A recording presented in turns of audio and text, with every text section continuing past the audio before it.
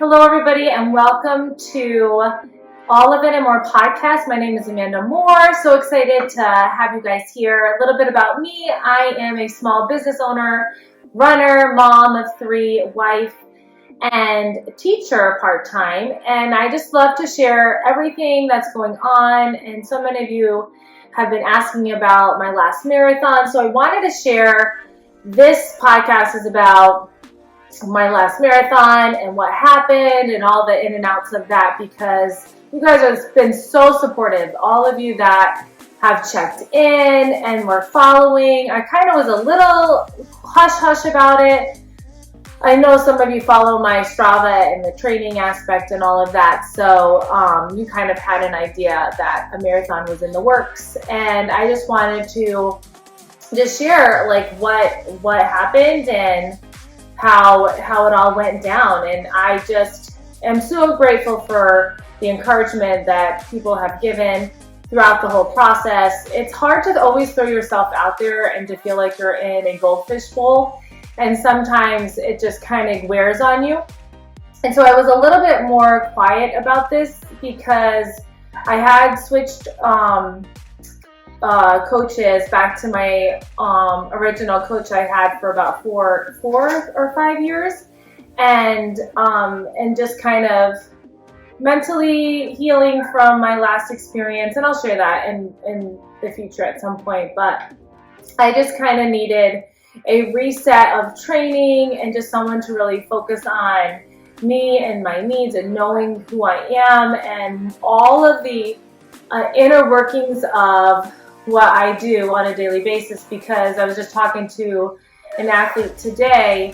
We were just chatting about how she has so much going on, and it's coming like personal work, all of that. It's not like she's just going out and running and striving for a PR. She's also striving to do really well at her job and her relationships, and taking it from me, like I live that. I'm trying to be a good teacher, a good wife, a good mom, a good business owner, and crush it in all those areas. And that just takes a lot. Like, it's really almost impossible to give 100% in every single area. And I'm not trying to make excuses for myself and like my performance on that marathon, but it does, when you are training for something, you have to look at everything that goes into it.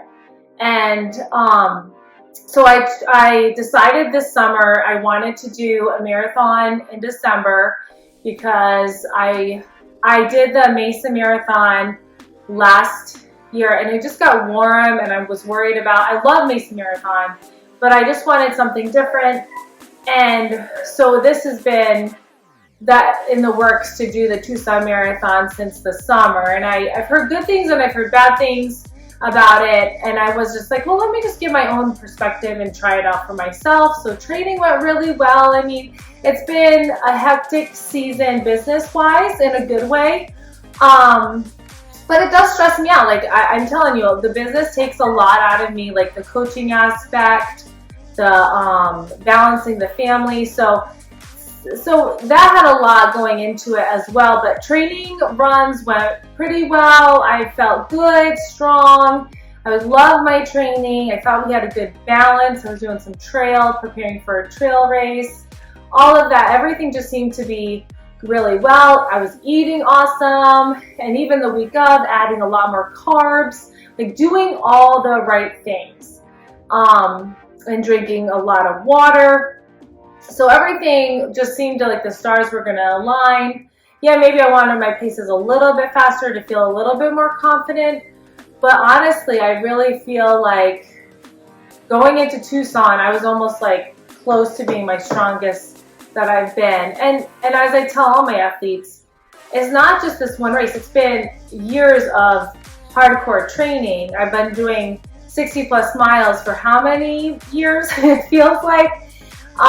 So all of it going into, I felt confident, nervous, all the good things. And it was, yeah. And so Tucson came.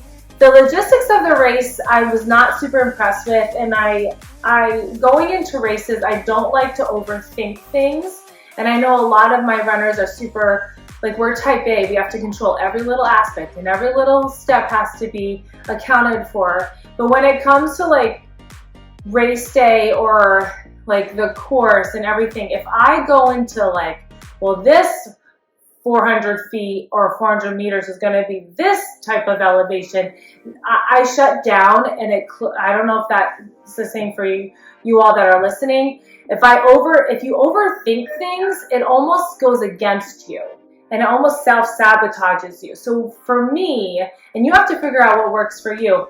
If I like go over like, analyze every single run that I've done in the past and blah, blah, blah, blah, blah, blah. Like race day has to be what the day gives you. You've done the work. I can't overthink every little thing. Yes, over prepare. Grab the extra gloves. Do all the things to make sure you're not feeling like you're missing something on race day. But don't overthink every little thing. Don't try to like, mile 1 has to be 28 seconds, 6 minutes and 28 seconds, so I'm not going to make it. No, every mile is going to be different in how you feel and how you perform that day. So be in control as much as you can, but also let the race be what it is. And that's what happened. I didn't like we had to drive 30 minutes to even get a shuttle. Then another 30 minutes was a really early morning. And the week before, I was working really hard at school because we had a big K through 2nd, I'm a music teacher, K through 2nd music program on top of a 3rd through 6th music program. And it was all together, but I had extra rehearsals. Everything was just like extra the week leading up. And of course, everyone is sick. Like you have these kids coming to school and they're sick. And I'm like, oh. And you know when you have like a big climactic moment, like it's done and then your body's just like, oh. That was me on Saturday. So Friday was a performance and Saturday was like, everything just like my body just gave. And I was like, oh, can't we wait till Sunday? So I kind of felt like a tickle. My throat was hurting and I felt a heaviness in my chest. I'm like, no, I'm praying against this. I am not sick. This is not happening. Even Ashley, my friend, she was like, you feel a little warm, like, because she just kind of felt, I said, well, I'm going to take the medicine, do what we can, and try to control it. So I felt it coming on, especially, and then Sunday, I'm like, well, I just like pretended it wasn't even happening, you know? So we get there, we're on the bus for a bit, it's cold, so it's like perfect. You have to like walk a half a mile to the start from the bus. So there's like all these weird logistics I did not like. Able to go to the bathroom, all the good stuff. So everything seemed good. Like fueling, everything was great. We started, then we go down this hill, and then it starts to go up. I'm like, what's happening? So then miles 10 through 13 is when you go like this out and back, and it's legit like uphill crazy.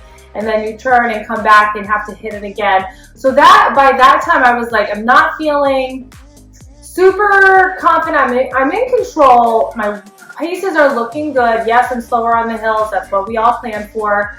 But then it's coming to the point where mile 14, I cough a little bit. I'm feeling like my gels, it's almost like it's coming up. My stomach starts to feel weird. I have to go to the bathroom. Like all the things just started to like fall off, and I'm trying not, and you know, you go through your brain, you're like, okay, PR is probably not in the cards today, or do I want to shoot for a sub 3? I'm feeling like crap, I don't know. So it's like all this, like you negotiate in your head what you're going to be okay with for today. And I just finally just got to a piece. I had Rob and Eric, they were awesome. Like mile 14, it's like every mile they were like, you can do this, come on, keep going, here's your gel. Here, they took my shirt because it was hot. And it's just like all these things, they were just because they know, it's having friends that know the pain you're experiencing. Oh, I'm going to cry. They know what you're going through, and they're trying to help you and like give you every positive feeling. And you're just like, it's not in the cards today, guys. It's okay. Like, I'm okay. And I just like was so grateful for those moments. And it just reminded me of life. Like, we have to go through life with people. You can't do this alone. Like, I want to do so much alone. I'm getting really emotional, but you can't go through life alone. And that was like such a good reminder that even when things are not going your way, people are there to walk the journey with you. And you need to let them and let them help you and let people be a part of your journey and not push them off to the side. So like that was like huge for me. I'm like, wow, they like drove all the way here to support me and be a part of this. And I'm like, you know, you feel like you let them down or whatever, but I know I didn't. But it was just like such a good moment. And like having other athletes there, they were doing like a relay marathon. Like they were just like thriving and doing awesome.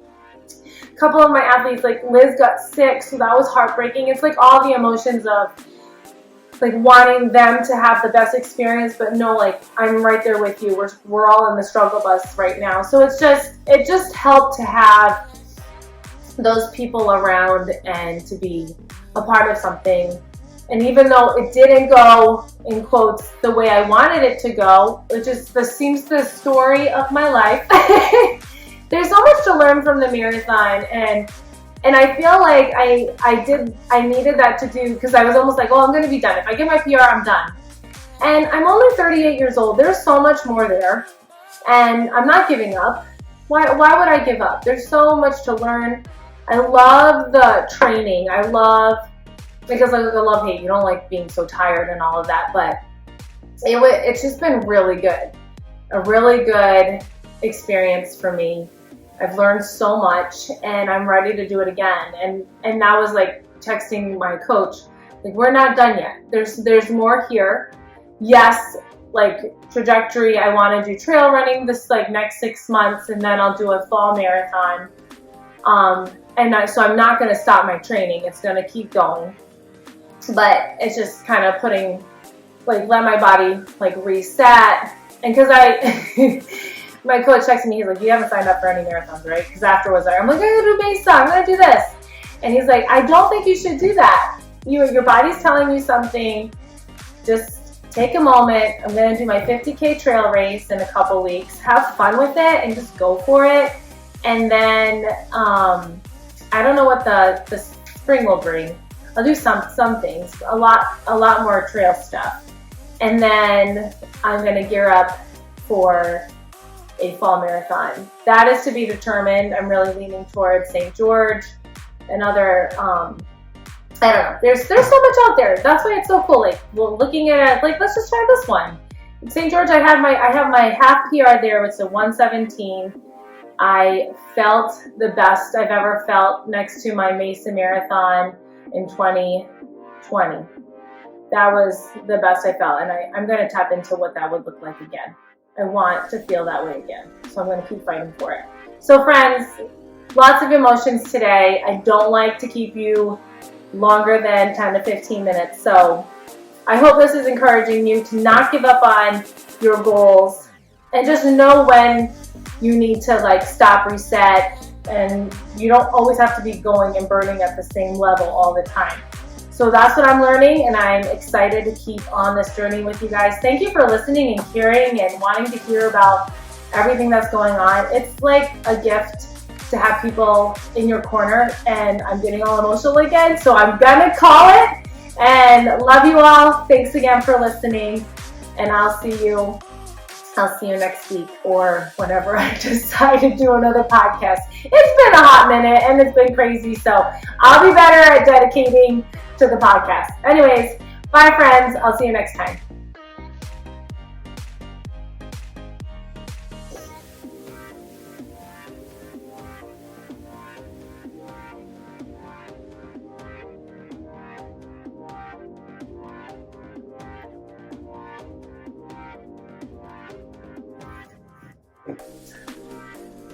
Luca, what are you doing?